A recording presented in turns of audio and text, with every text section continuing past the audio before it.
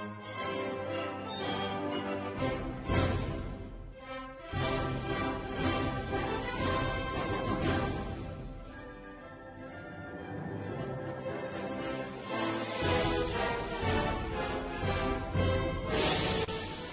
Mexican Revolution. It was a Mario struggle that started in 1910, with an uprising led by Francisco Madero against longtime autocrat Porfirio Diaz. It lasted until 1920, and it is very important for Mexican history. During this time, there were four important people: Francisco Madero, Emiliano Zapata, Pancho Villa, and Carranza. We are going to talk about these people. Francisco Madero was born October the 30th of 1873 in Coahuila, Mexico. In 1910, he published the La Sucesión Presidencial, one of his most important books. The same year, he was imprisoned at San Luis Potosí, and he became president of Mexico at November the 6th of 1911. Plan of San Luis was a plan established by ex-president Francisco Madero, which he put the date of November the 20th of 1910 at 6 p.m. as the date and the hour when the revolution should begin. He was a strong believer in democracy and was member of the Partido Nacional Antirreeleccionista. He had many achievements, such as he created the Department of Labor in the government, applied many agrarian reforms, created the rural credit system, built schools, railroads, and highways, and appointed Huerta as the head of army and squashed Orozco's revolutionary force in March of 1912. In the case of failures, Madero never accomplished the promises and goals he gave to the people. That made people such as Zapata and Pancho Villa very angry. He also trusted in people such as Victoriano Huerta that weren't not quite good at all. His death was caused by the betrayal of Victoriano Huerta. His death was finally achieved when he was trying to escape, and he was shot by a bullet.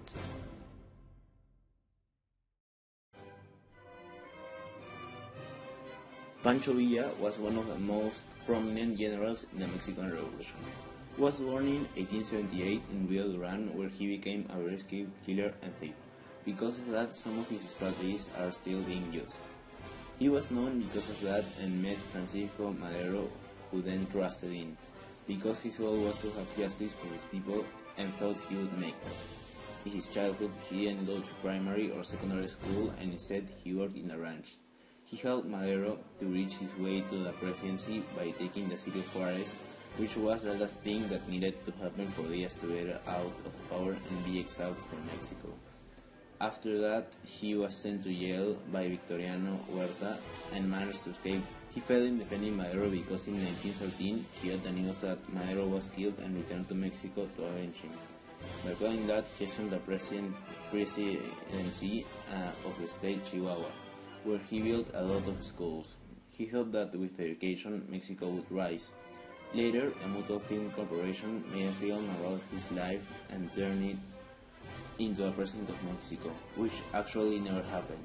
In the revenging, Madero had 16,000 perfectly armed men in 6 battles. Against Obregón, many of his men died and they left him because he was losing a lot of battles. After that loss, he returned to be a guerrilla. In 1920, he officially surrendered and was shot in an ambush and died. Emiliano Zapata was a Mexican revolutionary born on the 8th of August of 1879. At 16, he became an orphan, but he managed to cope with this problem. When he was young, he realized Morelos, his hometown, was in a dreadful condition. He raised against the Porfiriato in 1911 and completely supported Madero. After Madero became president, Zapata didn't understand why some actions were taken by him. For example, agrarian reform didn't happen and Zapatistas needed to return their arms. For that reason, Emiliano Zapata wrote the Plan de Ayala, where he called Madero a traitor and asked people to raise in arms against Francisco Madero government. When Huerta became a president, violence in Morelos occurred. When Carranza was the leader, there was a total warfare between revolutionaries and constitutionalistas. Then Zapata, as the leader of the South, and Villa, as the leader of the North, decided to advance to Mexico City. In 1914, both leaders united. After Carranza finished with Villa's revolution, he went to Morelos, where Zapata was living in. During the following years, Emiliano Zapata made a good resistance. Still, he was unable to fulfill with the demands. The main belief of Emiliano Zapata was La tierra es para quien la trabaja. It means that the ones who work in the land deserve it. One of its achievements is that he was a really great influence to many people and cultural trends. He was assassinated by the betrayal of Guajardo, that told him to become allies, but then he was shot till death. While Villa wanted some power, Zapata hated politics. He also shared the ideology La tierra es para quien la trabaja. It is necessary to highlight the fact Emiliano Zapata was more educated than Pancho Villa. José Venustiano Carranza.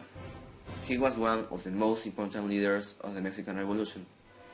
He was born in Cuatro Ciénagas, in Coahuila, on December 29 of 1859. When Victoriano Huerta killed Francisco Madero, he officially did not accept him as the President of Mexico on February 19 of the year 1913. He proclaims the Guadalupe Plan on March 26 of the same year, under the protection of many soldiers. The Plan of Guadalupe is a simple and serious document, was the correct resolution of social and political order. It was the response of the overthrow and the execution of Francisco Madero. When Venustiano Carranza reached Mexico City, Victoriano escapes from Mexico. Venustiano proclaims him as the one in charge of the power, of the executive power. Differences soon arose between the various revolutionary leaders, becoming into a division of two camps: the agrarian revolutionary spirit of Pancho Villa and Emiliano Zapata, who refused to disband their armies and to recognize the Carranza authority. Venustiano Carranza withdrew to Veracruz, left them the way clear for Villa and Zapata, who entered Mexico City. But between April and June of 1915, a series of victories of Álvaro Obregón, Pancho Villa forced to leave the city and Venustiano Carranza allowed to return to the capital. When Venustiano Carranza reached Mexico again, he do a presidential elections. He participates in it and he won. At the end of his mandate, Carranza changed his mind and pretended a civilian as the next president elector. In 1920, several politicians ignored him by the plan of the Agua Prieta. Carranza felt betrayed and decided to move the government to Veracruz, but was ambushed in Calaltongo, Puebla, and killed. In conclusion, during Mexican Revolution, there wasn't someone good or bad. Everyone fought for what they wanted and for what they believed. Still, it is a fact that Emiliano Zapata, Francisco Madero, Pancho Villa, and Venustiano Carranza were great leaders.